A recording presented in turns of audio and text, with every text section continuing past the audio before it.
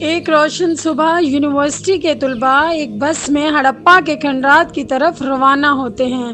سب کے چہروں پر جوش اور حیرت۔ سامنے کھڑے ہیں شہباز بہاولپوری، دلکش شخصیت اور علم و محبت سے بھرے ہوئے ٹور گائیڈ۔ شہباز بہاولپوری مسکرا کر کہتے ہیں، خوش آمدید دوستو، آج آپ صرف ایک شہر دیکھنے نہیں آئے بلکہ آپ وقت کے اس سفر پر جا رہے ہیں جو 5000 سال پیچھے ہے، اس تہذیب کے پاس جو دنیا کی سب سے حیران کن تھی۔ طلباء جب کھنڈرات میں داخل ہوتے ہیں تو سامنے لمبی دیواریں، سیدھی گلیاں اور اینٹوں کے بنے پرانے مکانات۔ شہباز بہاولپوری کہتے ہیں، دوستو، یہ صرف اینٹیں نہیں، یہ وہ جگہ ہے جہاں کبھی بچے کھیلتے تھے، خاندان بستے تھے اور تاجر دنیا بھر سے آتے تھے۔ ہڑپا والے آج سے ہزاروں سال پہلے وہ سب کچھ جانتے تھے جو آج ہم فخر سے کہتے ہیں کہ جدید ہے۔ شہباز بہاولپوری سب کو ایک نالی کے قریب لے جاتے ہیں۔ شہباز بہاولپوری انہیں دکھاتے ہیں کہ یہ دیکھیں، یہ ہڑپا کا نکاسی آب کا نظام ہے۔ ہر گھر سے پانی نکل کر مرکزی نالی میں جاتا تھا۔ سوچیں، 5000 سال پہلے یہ لوگ شہری انجینئرنگ کے ماہر تھے۔ طلباء حیرت سے ایک دوسرے کو دیکھتے ہیں۔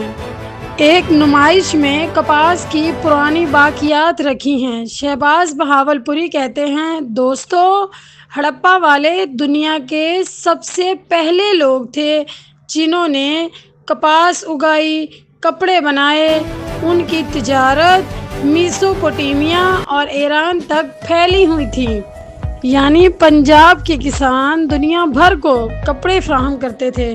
شہباز بہاولپوری ایک مٹی کی مہر دکھاتے ہیں جس پر بیل کا نشان ہے۔ شہباز بہاولپوری کہتے ہیں، یہ چھوٹی سی مہر اس وقت کا پاسپورٹ تھی۔ ہر تاجر اپنی مہر ساتھ رکھتا تھا۔ یہ ثبوت ہے کہ ہڑپا والے دنیا کی معیشت کے بڑے کھلاڑی تھے۔ طلباء کھلونوں، برتنوں اور زیورات کو دیکھ کر خوش ہو جاتے ہیں۔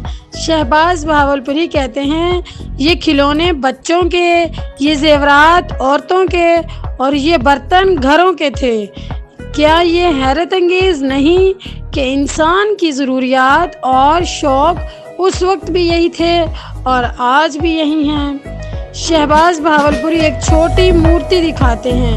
شہباز بہاولپوری کہتے ہیں، یہ ان کی ماں دیوی کی مورتی ہے۔ ہڑپا والے زرخیزی کو زندگی کی علامت سمجھتے تھے۔ ان کے مذہب میں قدرت اور جانور بہت اہم تھے۔ ایک طالبہ پوچھتی ہے، سر، اگر ہڑپا اتنی ترقی یافتہ تہذیب تھی تو پھر ختم کیوں ہوئی؟ شہباز بہاولپوری نرم لہجے میں بتاتے ہیں، یہی تاریخ کا سبق ہے۔ چاہے تہذیب کتنی ہی عظیم ہو، اگر وہ قدرت کے ساتھ تعلق کھو دے تو زوال آتا ہے۔ دریاؤں کا رخ بدلا، خشک سالی آئی اور ہڑپا کا شہر مٹی میں دب گیا۔ ہڑپا کی تہذیب اچانک ختم نہیں ہوئی بلکہ آہستہ آہستہ کئی صدیوں میں زوال کا شکار ہوئی۔ ماہرین آثار قدیمہ کے مطابق اس کے خاتمے کی چند بڑی وجوہات یہ ہیں، جن میں موسمی تبدیلی اور دریاؤں کا رخ بدلنا، بارشیں کم ہو گئی، کہیں سیلاب اور کہیں خشک سالی نے کھیتوں کو برباد کر دیا، زرعی زوال، دریاؤں کا پانی کم ہونے سے زمین بنجر ہونے لگی، خوراک کی کمی کے باعث لوگ شہر چھوڑنے پر مجبور ہو گئے۔